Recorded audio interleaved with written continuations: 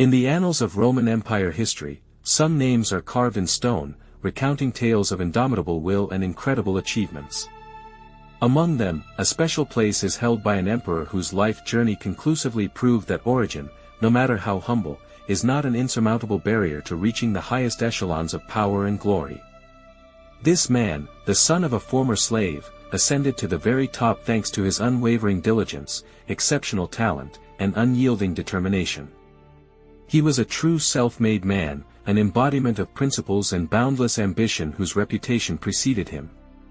The eminent historian Cassius Dio, a contemporary of these events, spoke of him with profound respect as a man of exceptional dignity and impeccable integrity. But what was the path to this summit, and what awaited him there? Publius Helvius Pertinax, the future ruler of the Roman Empire, was born on August 1, 126 AD, in the picturesque Alba Pompeia, located in northern Italy. His father, once enslaved and working as a monumentalist, had already made a colossal leap in his social standing by the time his son was born. He had not only freed himself from the chains of bondage but had also transformed into a prosperous timber merchant, whose business generated significant income. The ancient work, Historia Augusta, asserts that it was his father, observing the persistence and tenacity with which he himself had overcome life's difficulties, who chose the name Pertinax for his son, symbolizing steadfastness and perseverance. Young Pertinax received a comprehensive education, delving into literature and Greek, and later continued his studies under the renowned Sulpicius Apollinaris. It was during this period that he likely first met Tiberius Claudius Pompeianus, a man destined to play a significant role in his future. After completing his education with Sulpicius Apollinaris, Pertinax decided to apply his knowledge practically, dedicating himself to teaching grammar. However, he soon realized that this path offered neither rapid advancement nor the recognition his ambitious nature craved. The modest success in teaching led him to look towards a different horizon, a brilliant career in the legions, where valor and courage were valued above all else. Thanks to his father's powerful patronage, which secured the support of the influential former consul Aullianus Avitus, Pertinax received the long-awaited command. Moreover, Avitus himself sponsored Pertinax's entry into the equestrian order, a step that required not only noble birth but also immense wealth.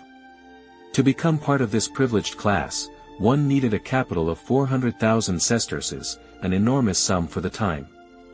From then on, Pertinax was sent to serve in two of the empire's most remote and harsh corners, where he was guaranteed not only direct military experience but also a unique opportunity to distinguish himself, to prove himself in the most challenging conditions, which, in turn, opened the way for rapid career advancement. These severe trials were just the beginning of his journey to an incredible summit he perhaps had not yet dared to dream of. During the reign of Emperor Antoninus, he held the honorable position of Praefectus Quinquagenarium. This was the command of an auxiliary cavalry unit, numbering 480 soldiers, stationed in Syria. However, due to his imprudent use of the imperial courier service, known as cursus publicus, without proper official letters of recommendation, the governor of Syria decided to punish him. He had to travel on foot from Antioch to his place of service. Under his command was the 4th Gallic cohort, a military formation consisting of mounted Gallic shock troops, trained for swift and decisive actions. In 161 AD, after the death of Emperor Antoninus Pius, a period of serious challenges began for the Roman state. The Parthian king launched a daring invasion, first into the Roman-allied Armenian kingdom, and then into Roman Syria, where Pertinax and his unit were stationed at the time. To resolve such a complex and dangerous situation, one of the two emperors who inherited power after Pius was chosen. Lucius Verus was immediately dispatched to this troubled region, while his adoptive brother Marcus Aurelius remained in Italy, governing the empire from its heart. During the ensuing war with Parthia, Pertinax served under Avidius Cassius, where he distinguished himself commendably. His energy and exceptional competence were noted, leading to his promotion to military tribune in the illustrious Legio VI Victrix, 6th Victorious Legion. This new appointment promised him service at a completely opposite end of the vast empire, in the constantly restless province of Britannia.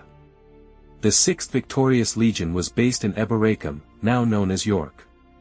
Although more than 120 years had passed since Aulus Plautius's invasion of the island, by the mid-160s, when Pertinax arrived there, Britain was far from fully pacified. In the northern part of the province, sporadic raids by warlike tribes regularly occurred, infiltrating from territories beyond the wall built by Emperor Hadrian 4 decades earlier. After approximately a year spent in Britain, Pertinax again received a promotion, taking command of a full auxiliary infantry unit, numbering about 800 men. During the Marcomannic Wars, he was sent to one of the Mosian provinces, located on the banks of the Danube. It was during this turbulent time, marked by the Marcomannic Wars, that Pertinax's career began its rapid ascent. He likely arrived at his new posting in 167 AD. He served as prefect of an auxiliary cavalry unit before being entrusted with the crucial task of supplying Rome with grain. A significant step forward was Pertinax's appointment as praefectus classis, fleet prefect, of the Roman Classis Germanica fleet, based on the Rhine frontier. From there, he was transferred to the position of procurator of Dacia, where he was given the mission of revitalizing the province's economy, which had been severely damaged during recent military conflicts. However, due to a series of hidden imperial intrigues and behind-the-scenes machinations, Pertinax was disgracefully removed from this position on charges of improper administration. Nevertheless, thanks to the assistance of his influential patron, Claudius Pompeianus, he managed to completely rehabilitate his name. Pertinax's rapid ascent apparently caused discontent among certain aristocratic circles, who attempted to discredit him. Pertinax's loyal friend and powerful patron, Tiberius Claudius Pompeianus, strengthened his ties with the imperial family by marrying Lucilla, the widow of Lucius Verus and daughter of Marcus Aurelius himself. It was thanks to his influence that Pertinax gained the opportunity and was chosen for entry into the Senate. Emperor Marcus Aurelius, recognizing his merits, promoted Pertinax to the rank of praetor and appointed him commander of the Legio Iadiatrix, 1st Auxiliary Legion, which was stationed in the strategically important provinces of Rhaetia and Naricum. Immediately after this appointment, Pertinax, according to the Historia Augusta, heroically liberated Rhaetia and Naricum from enemy invasion. In 175 AD, in recognition of his exceptional achievements in the military campaign, Pertinax was honored with the title of consul suffectus, sharing this high honor with his colleague Didius Julianus, a figure who would play a decisive role in his later fate. Marcus Aurelius repeatedly praised Pertinax both before the legionaries in military assemblies and within the Senate.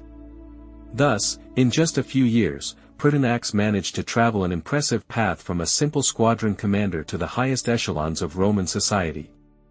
In the year known as 175 AD, false news of Marcus Aurelius's death spread throughout the Roman Empire, provoking a revolt led by Avidius Cassius.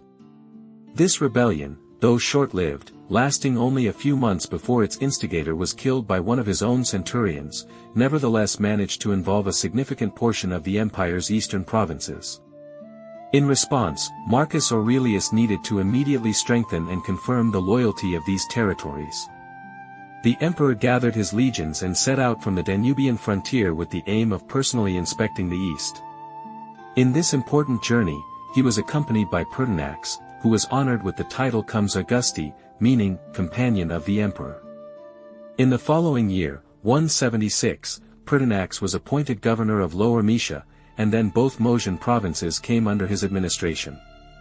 These regions were strategically important as they were located directly on the border with tribes against whom the Roman Empire had recently waged an exhausting and extremely costly war. Consequently, this post required an exceptionally competent and effective leader capable of stabilizing the situation and ensuring border security. This appointment vividly demonstrated the deep trust Marcus Aurelius placed in Pertinax during that period. A year later, in 177, Pertinax took over the governance of the province of Dacia. Upon completion of his eastern tour, Marcus Aurelius returned to Rome, where he made an important decision, elevating his son to the status of co-ruler Augustus. However, the peace on the Danubian frontier was short-lived. The situation escalated again, forcing the empire to launch a second large-scale campaign in 178. In August of that year, Roman legions inflicted a crushing defeat on a large army of Marcomanni. Soon after, the Romans moved against the Quadi, who were completely routed in the decisive Battle of Laugar in 179 AD. A new order. Emperor Marcus Aurelius, apparently clearly aware of his declining health and anticipating the imminent end of his life, made a strategic decision to ensure a stable transfer of power to his heir. He appointed his reliable and loyal protégé, Claudius Pompeianus, namely Pertinax, to the key province of Syria. In this important position as governor, Pertinax served from 179 to 182. Syria, being one of the most coveted and extremely wealthy provinces of the Roman Empire, was where the fates of Pertinax and the new legate of the Legio IV Scythica, 4th Scythian Legion, Septimius Severus, converged. It was here that Pertinax took on the role of mentor to the young Septimius, sharing his experience and knowledge with him. In March 180, Marcus Aurelius died, leaving the vast empire to his 19-year-old son Commodus. The newly appointed emperor, seeking to stabilize the situation quickly, immediately concluded peace agreements with the tribes dwelling north of the Danube, after which he headed to Rome to assume the reins of power. After a 3-year period of successful administration in Syria, Pertinax returned to Rome in 182. However, his return was marked by his involvement in a complex web of intrigues, at the center of which was Commodus's then Praetorian prefect and highly influential figure, Tygidius Perennis. It was at Perennis's behest that Pertinax was forced to retire, finding refuge in his father's estate in northern Italy. This decision was likely closely linked to Lucilla's prominent conspiracy, which also occurred in 182. Lucilla, Emperor Commodus's sister, was implicated in an attempt to overthrow her brother. Given that Lucilla's husband was Claudius Pompeianus, who, in turn, was Pertinax's patron, his resignation was likely nothing more than a precautionary measure by the authorities. Pompeianus himself avoided severe punishment but spent the remainder of Commodus's reign away from the imperial capital. During his forced seclusion, Pertinax actively managed his father's estate. He acquired a significant number of farms, greatly expanding his holdings, and erected countless new buildings, substantially transforming the ancestral estate. In 185, when Perennis, once an influential figure, lost favor at the imperial court, Commodus restored his relationship with Pertinax. Soon after, Pertinax was sent as governor to the restless province of Britain. A year prior, in 184, Roman territories north of Hadrian's Wall had suffered a large-scale invasion by local tribes. Although the subsequent offensive campaign in the north, led by Marcellus, was successful, the legions stationed in Britain were deeply discontented, presumably due to some long-standing grievances. Marcellus, known for his extremely harsh discipline, was removed from command and disgracefully returned to Rome. His place was taken by new commanders chosen directly from the legion's ranks. Taking advantage of these internal shifts in the Roman forces, the Caledonian tribes again descended upon the border, resuming their aggressive actions. Pertinax, thanks to his extensive military experience and proven ability to be a reliable, loyal, and effective ruler in previous posts, seemed an ideal candidate for such a complex mission. He immediately began to fulfill his duties. The new governor's primary task was to pacify the rebellious legions, and to do this, he established extremely strict discipline. However, his efforts brought only partial success. Only 2 of the 3 military units were brought to obedience.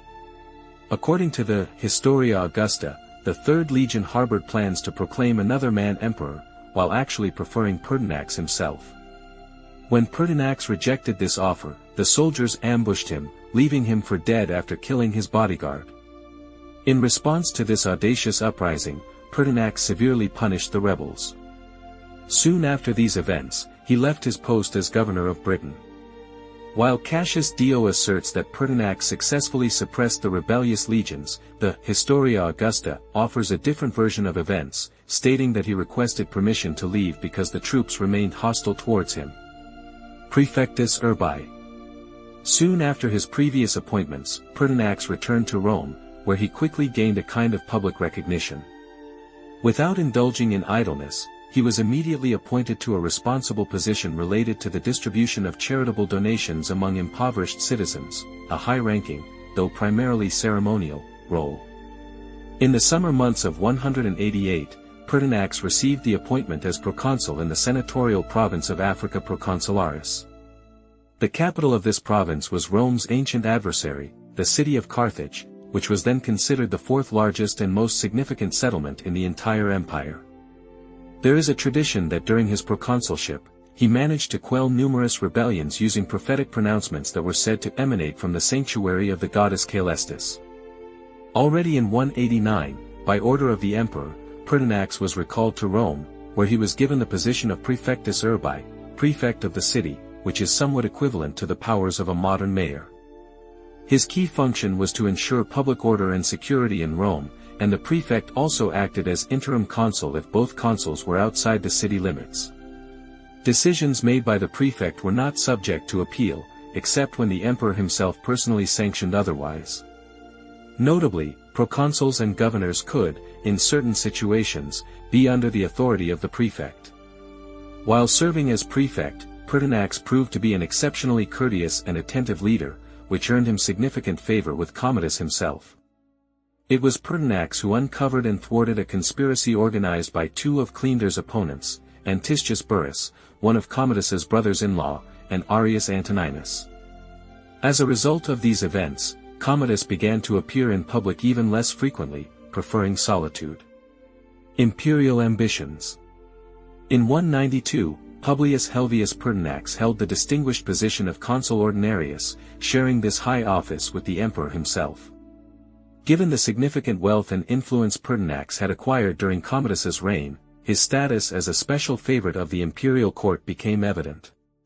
However, by 192 AD, Commodus's behavior became increasingly unpredictable and despotic, especially towards the Senate, which ultimately led to the formation of a secret conspiracy.